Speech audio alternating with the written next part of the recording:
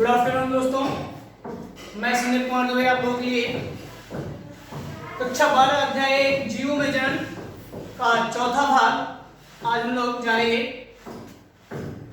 लैंगिक जनन किसे कहते हैं? आज की हमारी टॉपिक है लैंगिक जनन, सेक्सुअल रिप्रोडक्शन किसे कहते हैं।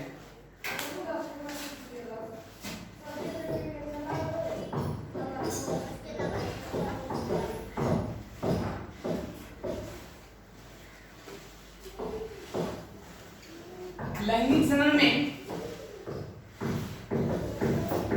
दो युग्मक क्रमशः नर तथा मादा का संलयन होने से नर तथा मादा युग्मक का संलयन होने से जाइगोट अर्थात युग्मनज का निर्माण होता है और इस युग्मनज से भ्रूण का निर्माण होता है।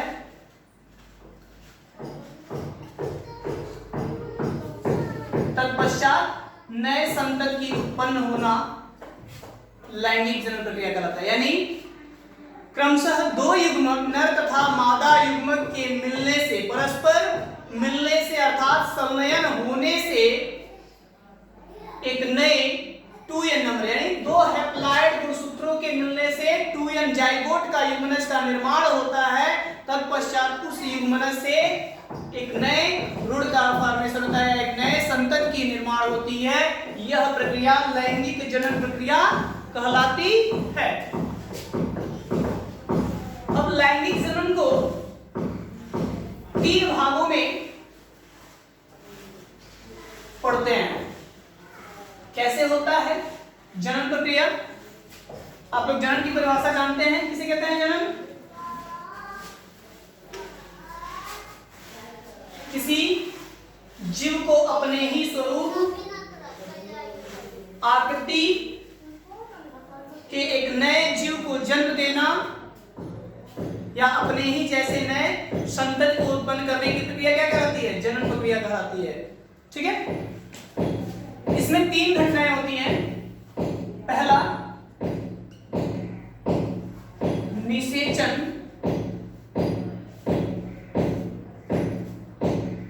पूर्व घटना, पूर्व घटना। दूसरा निषेचन और तीसरा निषेचन उपरांत, निषेचन उपरांत घटना। इसको निषेचन पश्च घटना भी कह सकते हैं, यानी बाद में। तो निषेचन पूर्व घटना, जो प्रक्रिया पहले यानी निषेचन के पहले ही जो घटना घटित होती है वह क्या कहलाती है? निषेचन पूर्व घटना कहलाती है। अब निषेचन पूर्व घटना में होगा क्या? तो युग्मकों का जन्म होना, यानी सबसे पहले क्या होगा? युग्मक की अब निषेचन हो लगा तो n नंबर होता है ना, तो अब n नंबर नर कोशिका और n नंबर मादा कोशिका का कहीं ना कहीं से तो ये फॉर्मेशन हुआ होगा, निर्माण हुआ होगा। तो युग्मकों के जन्म होने की प्रक्रिया निषेचन पूर्व घटना है। दो भाग आते हैं इसमें निषेचन पूर्व घटना में। एक तो युग्मक जनन और दूसरा युग्मक का स्थानांतरण, यानी एक पीढ़ी से दूसरे पीढ़ी तक उन युग्मकों को पहुंचना ही निषेचन पूर्व घटना का निषेचन पूर्व घटना के अंतर्गत आता है। कौन कौन? तो पहला युग्मक का निर्माण और दूसरा युग्मकों का स्थानांतरण। तो युग्मक जनन प्रक्रिया क्या कहलाता है? युग्मक जनन, गैमेटोजेनेसिस, गैमेटोजेनेसिस। ठीक है,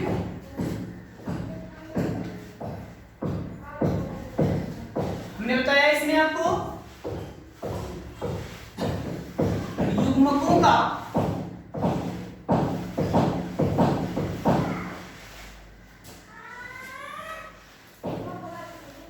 निर्माण होता है। इसे कहते हैं युग्मक जनन। यानी किसी जीव में युग्मकों का निर्माण होना ही क्या कहलाता है? युग्मक जनन प्रक्रिया कहलाता है। किसी जीव में युग्मकों का निर्माण होना ही युग्मक जनन प्रक्रिया कहलाता है। ठीक है, अब युग्मक स्थानांतरण क्या होता है? युग्मक स्थानांतरण, युग्मक स्थानांतरण गैमेट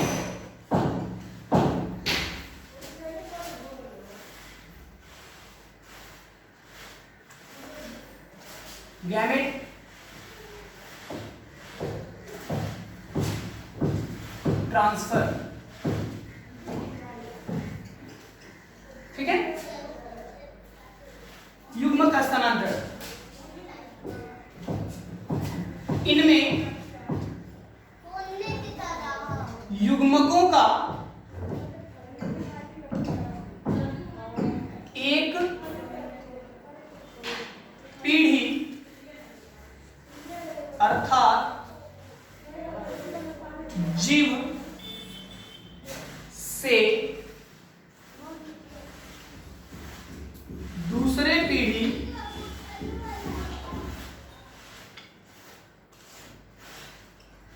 या जीव में पहुंचने की प्रक्रिया युग्मक स्थानांतरण प्रक्रिया कहलाती है। ठीक है, तो ये निषेचन पूर्व घटना क्या हुआ? दो प्रकार के यानी दो भाग होते हैं, जिसमें पहला आपका युग्मक जनन, निषेचन पूर्व घटना यानी उसके निषेचन के पहले जो दो घटना होती है वो पहला है युग्मक जनन और दूसरा है युग्मक स्थानांतरण। तो पहला में युग्मकों का निर्माण यानी जिन जीवों में युग्मकों का निर्माण होता है निषेचन के पूर्व, वह युग्मक जनन प्रक्रिया कहलाता है। जबकि दूसरा क्या है? युग्मकों का यानी किसी जीव से एक पीढ़ी से दूसरे पीढ़ी युग्मकों का जाना या फिर रूप बदलना क्या कहलाता है? युग्मक स्थानांतरण प्रक्रिया कहलाती है। ठीक है, अब इसके बाद चूंकि युग्मक के प्रकार अब युग्मक की बात हो गई, प्रकार भी जानना जरूरी है। युग्मक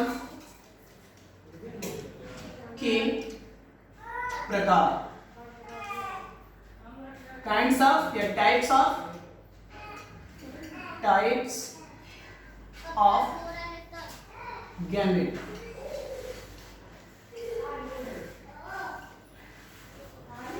युग्मक कितने प्रकार के होते हैं? ठीक है, तो आपको बता दें कि युग्मक मुख्य रूप से तीन प्रकार के होते हैं। यह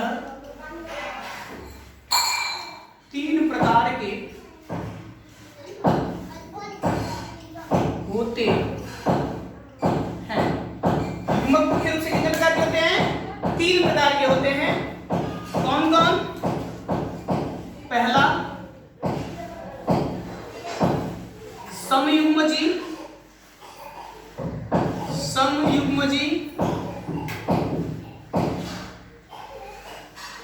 दूसरा असमयुग्मजी,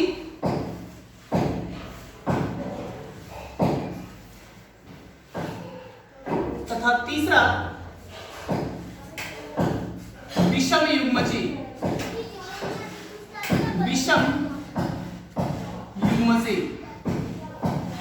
ठीक है, ये होता है आइसोगैमस,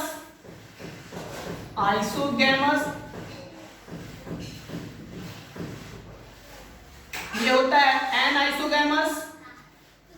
एनाइसोगैमस, और तीसरा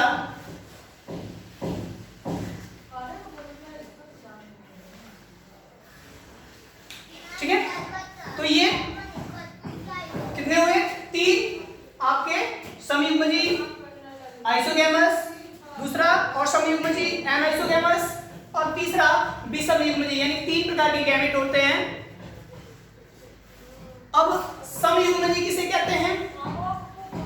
तो युग्मकों को समान होने, यानी युग्मकों की समान होने की प्रक्रिया को समयुग्मक या समयुग्मजी कहते हैं। देखते हैं समयुग्मजी।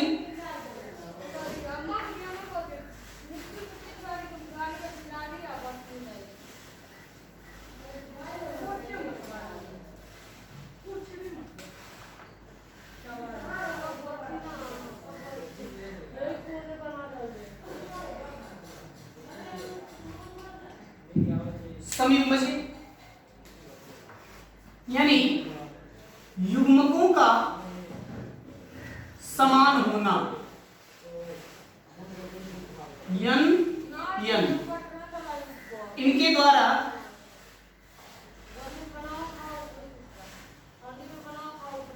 एक नई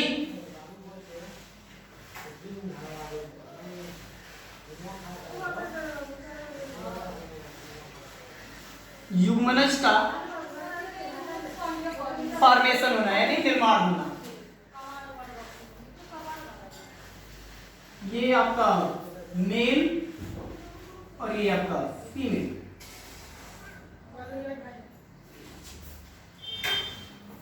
निषेचन, ठीक है। तो दो समान युग्मकों को निषेचित होने के उपरांत युग्मकों का निर्माण होने की प्रक्रिया क्या कहलाता है? समयुग्मजी या फिर समयुग्मक कहलाते हैं। अब ये सहवाग युक्त कशाभिका युक्त है, जैसे मान लीजिए यही युग्मक कशाभिका युक्त है, यन यन निषेचन, यन यन, और ये बना आपका 2n यानी जाइगोट, ठीक है ना। तो अब ये कशाभिका युक्त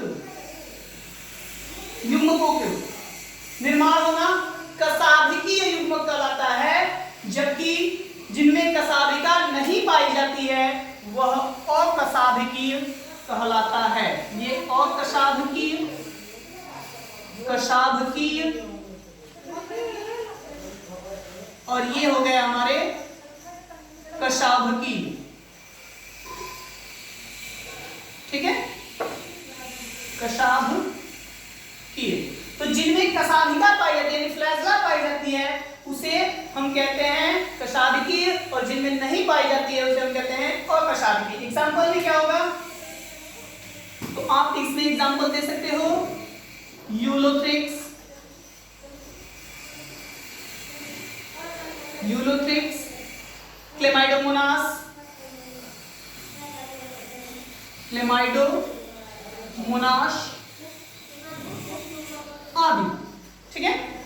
जबकि यहां पे एक मिनट, सॉरी ये उल्टा हो चुका, ये कशाभिकीय में आएंगे, जबकि और कशाभिकीय में स्पायरोगैरा, स्पायरोगैरा। तो अभी तक आप क्या जाने? समयुग्मजी, जिसमें समान युग्मकों के द्वारा किसी द्विगुणित कोशिकाओं का या फिर जाइगोट का निर्माण होता है, वह समयुग्मकी कहलाता है, ठीक है। अब दूसरी प्रक्रिया क्या थी?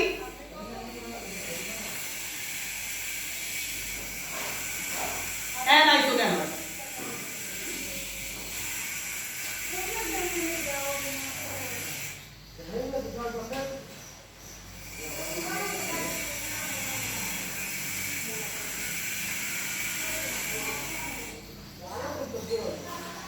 एनाइसोगैमस,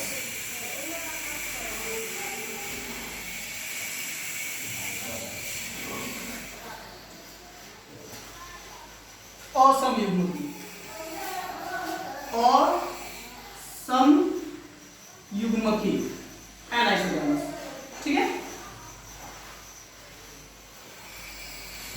असमयुग्मकी, इसी से क्लियर हो रहा है, दो शब्द हैं असम यानी किसका? युग्मकों का, यानी जिनमें युग्मक समान नहीं होते हैं वह असमयुग्मकी युग्मक कहलाते हैं। जैसे यह मान लीजिए n कोशिका होगी मेल, जबकि फीमेल कोशिका मादा कोशिका क्या होगी? थोड़ी अलग, ठीक है। इसकी साइज के ऊपर, यानी इनकी आकार क्या हो? अलग अलग हो, और इनके निषेचन के उपरांत, निषेचन के उपरांत जो युग्मक तैयार होते हैं वह कहलाते हैं असमयुग्मकी, ठीक है, यानी इसमें असमान होती है। तीसरा होता है विषम युग्मकी। विषम युग्मकी, विषम युग्मकी में क्या हो जाएगा? युग्मकों का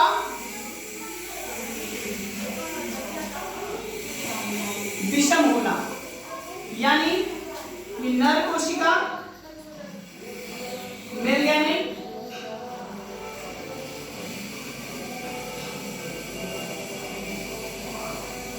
तथा ये अंड कोशिका, इसको कहते हैं स्पर्म और इसको एग सेल, ठीक है। निषेचन के उपरांत बने हुए युग्मक को कहते हैं विषम युग्मकी। यह ओवोगोनियम में, एग्जांपल इसका होगा ओवोगोनियम,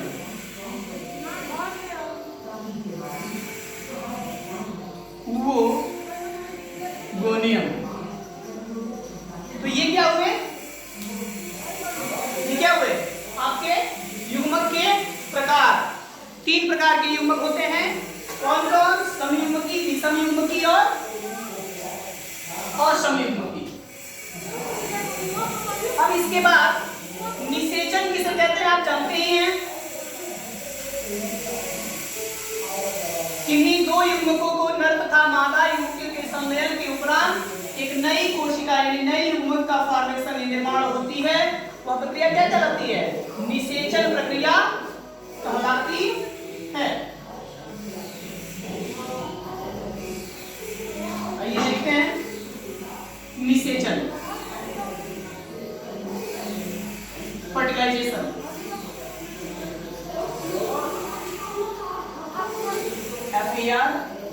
FERTILI, फर्टिलाइजेशन।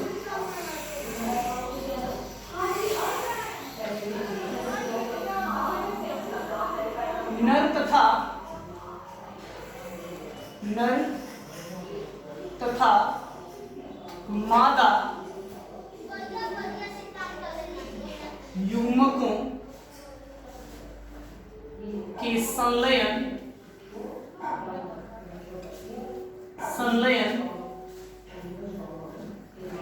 के द्वारा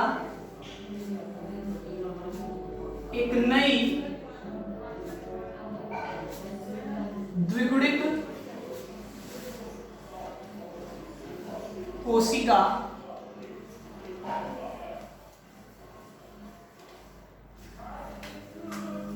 की निर्माण होने की प्रक्रिया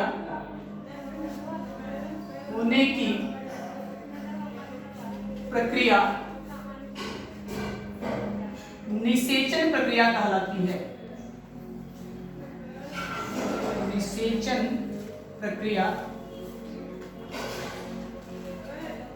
कहलाती है। तो नर तथा मादा युग्मकों के, यानी हैप्लॉइड नंबर भी कह सकते हो आप, n नंबर तथा n नंबर कोशिकाओं के मिलने से यानी निषेचन होने से 2n कोशिकाओं का निर्माण होता है, वह निषेचन प्रक्रिया कहलाता है, ठीक है। अब इसमें एक पॉइंट होती है अनिषेक जनन। अनिषेक जनन, अनिषेक जनन, अनिषेक जनन यानी इनमें निषेचन न के बावजूद क्या होता हो, एक नई कोशिका का, एक नई जीव जाति का जन्म हो जाता है, उसे हम कहते हैं अनिषेक जनन। यह मधुमक्खी में, एग्जाम्पल आपका किसमें, मधुमक्खी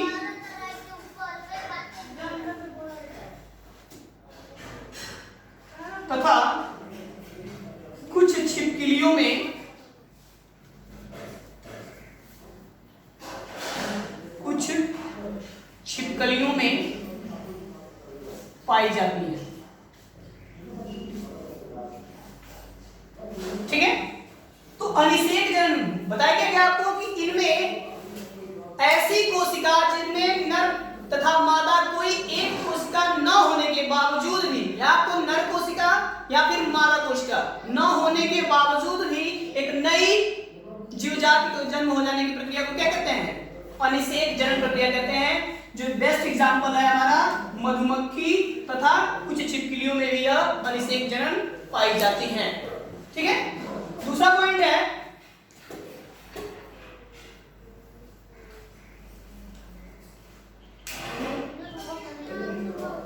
अंडप्रजक। अंडप्रजक किसे कहते हैं, और एक और पॉइंट होता है सजीव प्रजक। सजीव प्रजक, प्रजक अंड प्रजक यानी जिनका प्रजनन अंड कोशिका के द्वारा होता है वह क्या कहलाता है, अंड प्रजक कहलाता है। यानी वह कोशिका, वह जीव जिनकी एक नई कोशिका की उत्पत्ति या एक नए संतान की उत्पत्ति अंड कोशिका के द्वारा होती है, वह क्या कहलाती है, अंड प्रजक प्रक्रिया कहलाती है। जैसे मुर्गी, बत्तख आदि। सजीव प्रजक यानी इनमें जीव का निर्माण सजीव के अंदर होता है, यानी किसी जीव का या नए संतति कोशिका का संतान का निर्माण सजीव कोशिका के अंदर होता है, वह सजीव प्रजक प्रजातियां कहलाता है। यहाँ पे लिख दे रहे हैं, यह सजीव के बाहर होता है, सजीव के बाहर होता है, यह सजीव के अंदर होता है। एग्जाम्पल में कुछ मछलियां यानी उभयचर प्राणी, उभयचर प्राणी, ठीक है, एग्जाम्पल में उभयचर प्राणी, मछली आदि। जबकि ये होगा मनुष्य या फिर जंतु, हायर जंतु। ठीक है, तो इनमें क्या होती है, सजीव के बाहर जिस संतान की उत्पत्ति होती है वो अंड प्रजक कहलाती है, अंड के द्वारा होती है, अंड कोशिका के द्वारा। जबकि यह क्या होती है, सजीव के बाहर एक नए संतान का उत्पत्ति होता है, निर्माण होता है, वह सजीव प्रजक प्रक्रिया कहलाती है। ठीक है,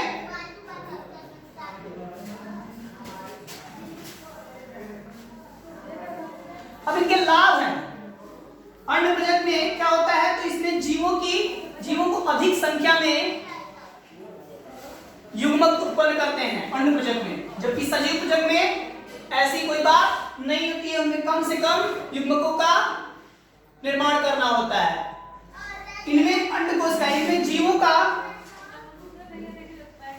जीवों की सुरक्षा खतरे में होती है। किसमें, अंड प्रजक में सजीवों की खतरा यानी जीवों की खतरा खतरे में होती है, जबकि सजीव प्रजक में जीवों की खतरा बाहर होती है, खतरे से बाहर होती है।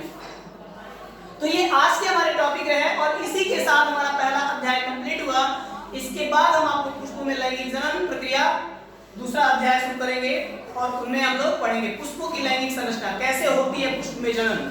ठीक है, धन्यवाद। अच्छा लगे तो लाइक कीजिए, सब्सक्राइब कीजिए।